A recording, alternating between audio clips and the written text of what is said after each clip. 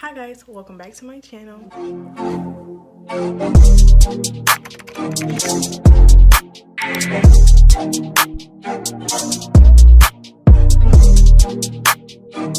So today's video is going to be interesting because I am doing a why I chose UVA video, and I'm broken it down to 4 segments. So the first segment is going to be my major. The second segment is going to be my future goals. The third segment is going to be my stats. And then the fourth section is going to be why I actually chose UVA. So just tune in. So the first segment is what's my major. So I'm double majoring actually in mechanical and aerospace engineering. They're overlapping because right now I have an internship with a aviation institution, and I've noticed that aerospace engineering and mechanical engineering overlap in many ways. So I may end up narrowing it down to just one engineering, but we will see. And I also wanted to minor in a language. I really want to minor in either Mandarin or Spanish. I'm not really sure yet. We're gonna see, but I really want to minor in a language because I just feel like that would be interesting, and I really want to learn a second language. I took French for 3 years in high school, but stopped taking it in my senior year because I had more important classes to worry about.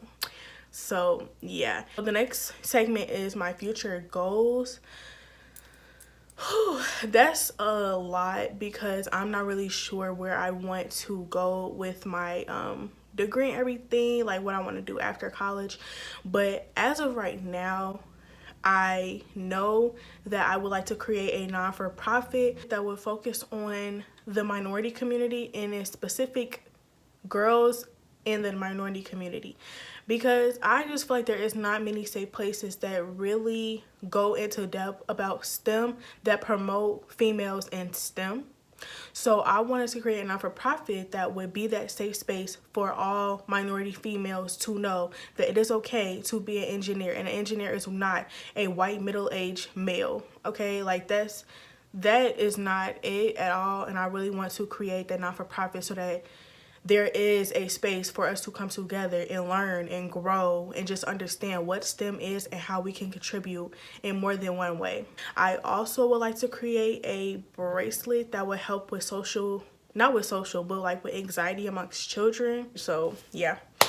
So the next segment is my stats. So my stats are, I'm gonna list them over here. So when I was applying to college, my GPA at that time was a 4.7.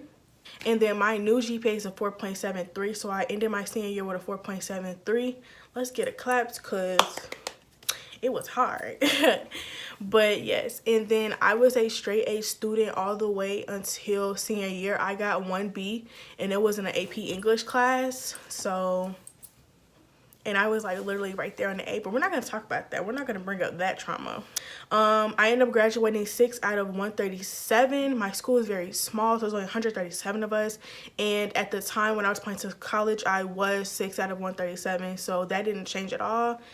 I took 6 AP classes. I took 3 my senior year, 2 my junior year, and 1 my sophomore year. So I'm going to give a list of like all the AP classes I have taken throughout my 4 years in high school. I'm only going to talk about the ones I took my senior year because the ones I took my junior and sophomore year were just history classes, so I really didn't like get anything from that. But I'll just list them right here because I really can't think of the names. It's just too many to think of, honestly. But my senior year, I was actually enrolled in 4 AP classes at the beginning of the school year, but I ended up dropping one of them after first quarter. So the 4 AP classes I was enrolled in at first were AP Calculus AB, AP Bio, AP Literature and English Composition, and AP Statistics.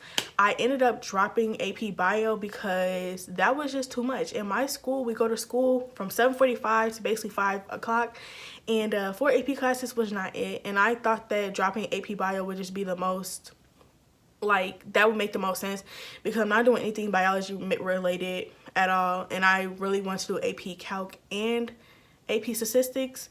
So, and English was just like a plus because like writing skills can never be too good, you know what I'm saying. Okay, so moving on to like activities and stuff, I wasn't really involved too much in like after school activities because I had at-home responsibilities I had a job. But there's like a lot of people who like do all of that stuff and do a lot of after school activities. But even in my school, like there wasn't anything I was interested in as in sports wise or after school wise, other than the 3 clubs I was in throughout my high school career. So yeah, so I became a member of NHS my senior year, did not make the cut my junior year, which I don't understand why, but we're just gonna keep going. And yeah, so I was a member of NHS my senior year and didn't have a leadership role or anything yet. I was literally just a member. And then for leadership, I held a position in my school interact club. If you have that, some schools call it Key Club. Key Club and Interact is basically the same thing. My school calls it Interact. So I was the treasurer of that for 2 years, my junior and senior year. But I was a official member sophomore through senior year. That was the only leadership position I held throughout my whole high school career. So yeah, I was also a mentor in this program my junior year. It's called Teens Helping Teens. I was involved in that a lot my junior year, like the whole year. I was involved in it probably like the first couple of weeks of senior year, but everything just got so hectic and I couldn't make the meetings because I had other responsibilities on that day after school. So yeah. And then as for community service hours, that was my category. Okay, I was always doing something after school, like always volunteering. I volunteered at the Salvation Army in Inglewood. I volunteered at the South Suburban Family Shelter. Let's see, I also volunteered at the library a lot. Oh, I volunteered at Night to Shine, which is basically an event by the Tim Tebow Foundation. If you don't know what I'm talking about, I'm just gonna like link what it is down below. Basically, it is a prom for people with special needs and it is very interesting. I love it. It is fun. Like, we be having so much fun. So I'll link that down below. It happens every February. I believe it's all around the United States because I live in Illinois, so yeah. Okay, so for community service hours, when I was calculating them for a scholarship, I had 115 plus community service hours. And I have a passion for volunteering, so volunteering is just my thing. I'm always volunteering, literally. So that is basically it for the activity section. So I guess it's time to get into like my actual testing stats. So I took the SAT and the ACT, but I performed better on the SAT.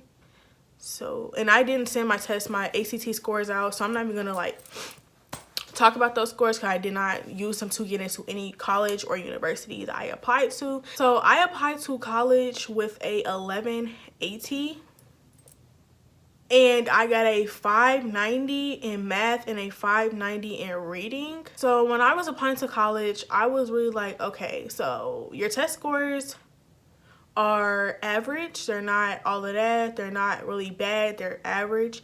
And so I was like, okay, so you're a good student in and out of the classroom, but what can you do more to like show them who you really are? And you already know what I'm gonna say. Through my essays, guys, really showing your personality through your essays can change a lot. I don't know if I should do like another video talking about what I wrote about, how I wrote it, all of that. Maybe I'll do if this gets a certain amount of views, but I'm pretty sure I'm not gonna do it because I just don't think it'll be beneficial at all. So yeah. So now the last part of this video is actually why I chose UVA. So basically I applied to about 20 schools and got into about 15 of them. So out of all the schools I got into, I was debating between UVA and Carleton. But what really drug me to UVA, like really brought my attention to UVA, was the fact that I'll be able to double major in aerospace and mechanical engineering. My major is very specific. If I literally cannot take aerospace at your school, I'm not coming, like, period, at all. You won't see me on campus. And Carleton had a 3-2 program where I'll be able to take classes at like WashU or something like that. But I was like, I don't really want to major in liberal arts. That's really not why I want to go to college, like what I'm there for. So I'm not gonna go there, even though that school really, I was really interested in it at first, but I was like, no, you're not gonna do that. You're gonna do what you want to do.